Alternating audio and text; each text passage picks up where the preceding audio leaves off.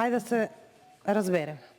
Значи, кажавте во објаснувањето за амандманот дека се работи, дека Министерството за транспорт и врски издвоило 15 милиони денари за дел.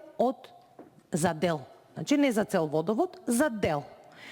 Во име на политичката коректност ви предложив, бидејќи не се согласувате со сумата на наведениот амандман, и јас во име на политичката коректност ви предложив, ајде заеднички да ја видоизмениме сумата и да го изгласаме овој поднесен амандман. Го поздравувам тоа што Министерството за транспорт и врски го работи, а за информација на присутните и на граѓаните, овој проект е започнат точно така, уште од кога на власт било ВМРО-ДПМН, но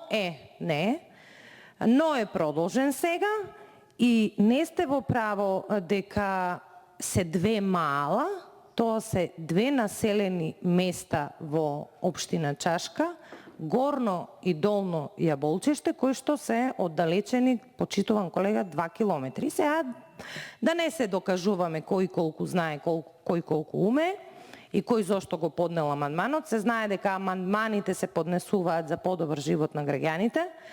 Ние тука сме да ги поддржеме.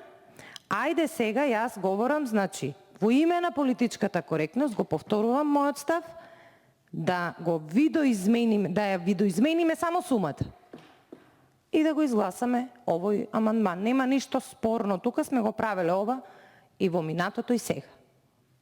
Еве уште еднаш ќе кажам, за да бидеме, нели, како што кажавте вие, политички коректни, го поздравувам тој дел што се прави, но амандманот е за двете населени места, не мала, ќе повторам, тоа се две населени места, Горно и Долно Јаболчиште, кои што се оддалечени 2 километри, да направиме корекција на финансиската конструкција.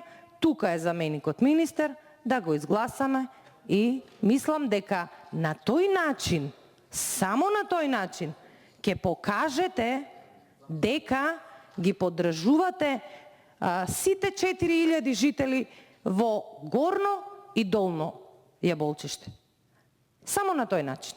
Благодарам. Контрареплика, пратеникот Костадин.